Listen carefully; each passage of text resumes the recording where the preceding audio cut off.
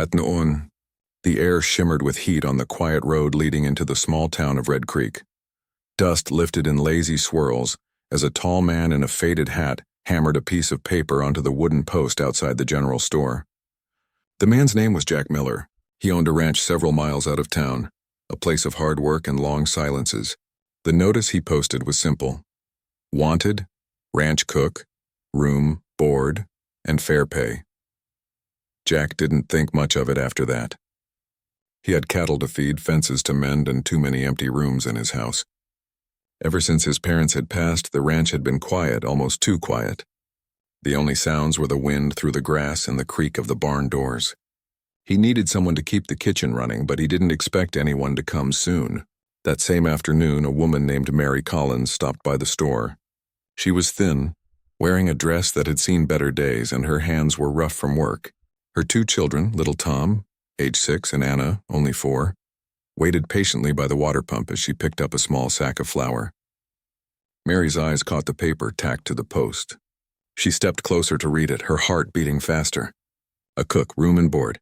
A steady job. Since her husband had died in a mill accident, Mary had done everything she could to keep her children fed. She took laundry work, mended clothes, and cleaned houses. But the money never stretched far enough. Nights were long, cold, and full of worry.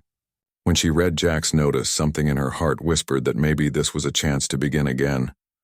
That evening, after putting her children to bed in their small rented room, Mary lit a candle and wrote a letter. Her handwriting was neat, though her hand trembled slightly. "Sir, I saw your notice for a cook. I am a widow with 2 young children. I can cook plain food, keep a clean kitchen, and work hard. I ask only for a fair chance." She mailed the letter the next morning. A week passed before Jack received it. The mail came late, and he was tired from fixing a broken windmill.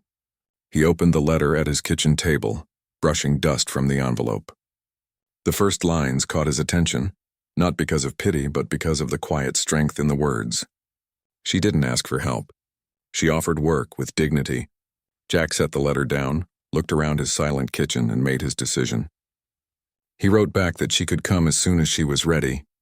When the old wagon rolled up to the ranch gate a few days later, the hands stopped what they were doing. A small woman climbed down, holding a bundle of clothes and guiding 2 children who stared wide-eyed at the open land. The boy clutched a worn hat too big for his head. The girl carried a small doll with a missing arm. Jack stepped out of the barn, wiping his hands on a rag. He wasn't sure what he had expected, but seeing them made him pause. Mary stood straight, though she looked tired.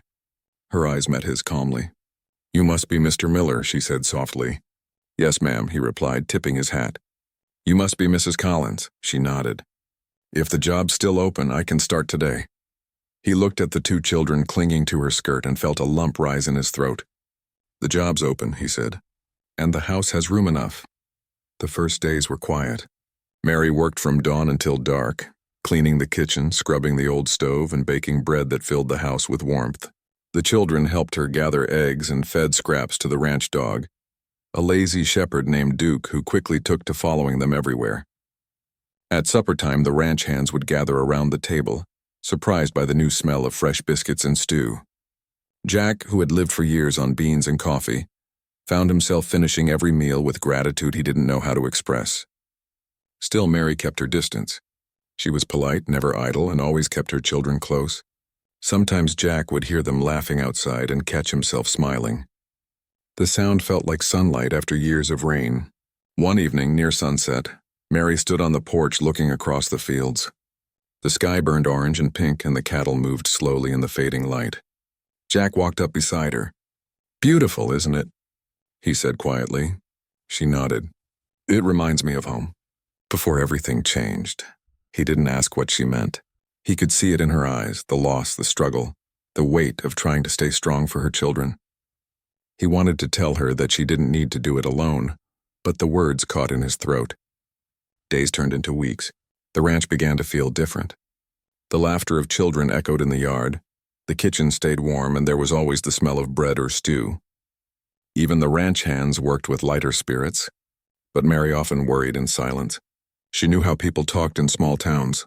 A widow living under a man's roof could stir gossip, even if all she did was work. Some nights she lay awake, wondering if she should leave once she saved enough money.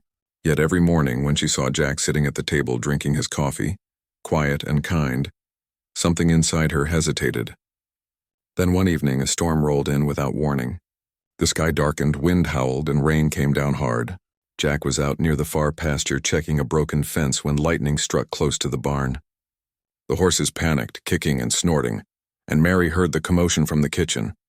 Without thinking, she threw on her shawl and ran into the rain. The children cried for her to stay inside, but she couldn't. The barn doors were swinging wildly and the animals were terrified. She called to them, her voice nearly drowned by thunder. "Easy now, easy," she shouted, trying to calm them. Her hands shook, but she held firm.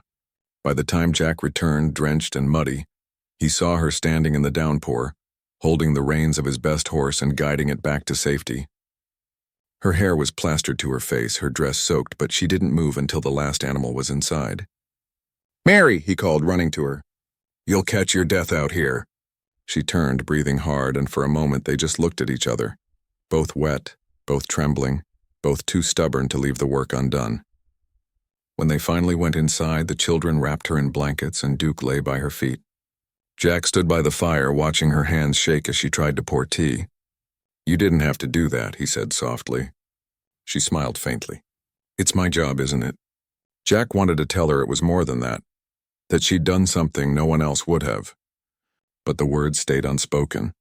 Instead, he just nodded, and she understood. That night, when the storm passed and the air grew still again, Jack sat by the window and thought about the way the house had felt before she came. Empty, cold, silent. Now even in the dark, it felt alive. He realized he didn't want her to leave, not tomorrow, not ever. And in her small room, Mary lay awake listening to the soft creak of the wind outside, her children sleeping beside her. For the first time in months, she didn't feel afraid of tomorrow. The storm had passed, and somewhere deep inside she knew something had changed. Something quiet and kind that she couldn't yet name. The ranch wasn't just a place to work anymore. It was beginning to feel like home. The storm had passed, leaving the land washed clean and quiet. The fields glistened under the soft morning sun, and the smell of wet earth filled the air. Jack walked out of the barn, his boots sinking slightly into the damp ground. He looked toward the house, where a thin trail of smoke rose from the chimney. The sight brought a small, unspoken comfort. Inside that house, Mary and her children were safe. When he entered the kitchen, the sound of soft laughter greeted him. Tom was showing his sister how to spread jam on bread, and Mary stood by the stove, her hair still damp from the night before. She turned when she saw him and smiled faintly. "Breakfast ready," she said, her voice quiet but warm. Jack nodded, sitting at the table. He watched her pour coffee into his cup, noticing how her hands still trembled slightly. "You should have rested," he said. "You worked hard last night." Mary shook her head. "There's always work to do on a ranch, isn't there?" He smiled a little. "That's true, but not everyone would have run into a storm to save a barn full of horses." Her eyes met his, calm but tired. "They were scared, and so were my children. I couldn't just stand and listen." Something in her voice touched him deeply. It wasn't pride or bravery, it was kindness. She didn't think of what could happen to her, only what needed to be done. Over the next few weeks, life on the ranch changed in small, quiet ways. The days were long, but no one complained. Mary's cooking gave everyone strength, and her laughter made the work feel lighter. The children grew stronger, too. Tom began learning to ride a small pony, while little Anna followed the ranch dog Duke wherever he went. One evening after supper, Jack sat on the porch sharpening his knife while Mary washed dishes inside. The air was cool and the sky glowed deep orange over the hills. He could hear her humming a tune, something soft and old, and for the first time in many years the sound of a woman's voice made his house feel alive again. Later, Mary stepped outside, drying her hands on her apron. "You work too much," she said gently. Jack chuckled. "That's what the land demands." She looked out at the fading light. "And what about you? What do you need?" He didn't answer right away. The question stayed between them, quiet but heavy. After a moment, he said, "I need this ranch to stand." "It's all I've got," Mary nodded. "And you've built it well." She started to go back inside, but he stopped her with a few quiet words. "It's not the same anymore. Not since you came." Mary froze, her hand on the doorframe. The wind brushed her hair and she didn't turn around. But he saw her shoulders rise and fall slowly, She didn't speak, only nodded once and went back inside. That night, neither of them slept easily. Jack lay awake, staring at the ceiling, wondering when the house had stopped feeling empty. In her room, Mary sat by the window, watching the moonlight fall across the fields, and thought about how safe she felt in a place that wasn't even hers. Days turned into months. The seasons began to change. The grass turned golden again and the cattle grazed lazily in the sun. The ranch was busier than ever, and with Mary there it seemed to run smoother than it ever had before. The ranch hands respected her. They called her Miss Mary, and often came to her for advice. Jack noticed, too, that the children had brought new life to his world. Little Anna would pick wildflowers and leave them on his workbench. Tom followed him around the fields, asking endless questions about fences, saddles, and cattle. Jack, who had never been around children, found himself laughing more often. One morning, as the first snow of winter fell, Mary came into the kitchen to find Jack already there, warming his hands by the stove. "Cold day," she said, setting a kettle on the fire. He nodded. "Storm coming later. Might be snowed in for a few days." "That's fine," she said. "We've got plenty of supplies. The children will like it." Jack smiled faintly. "They will. Maybe Duke will finally take a rest." They shared a laugh, soft but easy. The warmth between them had grown without words, built on long days, shared worries, and quiet care. That night, as snow fell heavy outside, the house glowed with light. The children sat by the fire, toasting bits of bread on sticks, while Jack told them a story from his childhood. Mary watched, her heart full. For the first time in years, she felt peace. When the children fell asleep, Jack stayed by the fire, staring into the flames. Mary began tidying the table, but he stopped her. "You don't have to keep cleaning," he said. "Sit a while." She hesitated, then sat across from him. For a moment, neither spoke. The crackle of the fire filled the silence. "I've been meaning to tell you something," Jack said finally. "When I posted that notice months ago, I didn't expect anyone to answer. I thought it would be another empty try. But you came. You changed this place." Mary lowered her eyes. "You gave us a home when we had none." Jack shook his head. "You gave this place back its life. I don't want to lose that." Her hands trembled slightly. "What are you saying, Jack?" He reached into his coat pocket and pulled out a small folded paper. He placed it on the table. Written in careful handwriting were the words, "Mary Collins, would you stay here? Not as a cook, but as part of the family?" Mary covered her mouth with her hand, tears shining in her eyes. She looked at him, her voice barely a whisper.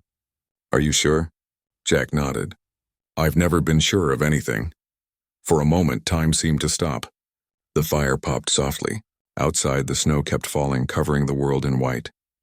Mary finally smiled, a quiet, trembling smile filled with warmth. "Then yes," she said softly. "We'll stay, if you'll have us." He stood and crossed the small space between them. He didn't need to say anything more. The look they shared said it all. Two lives that had wandered through hardship, now finding peace under one roof. The next morning, when the children woke and saw the snow piled high, they ran through the house laughing. Jack watched them from the doorway, Mary standing beside him. She turned to him and said, "Looks like they've already made this place their own." He smiled. "Good. It's theirs as much as mine."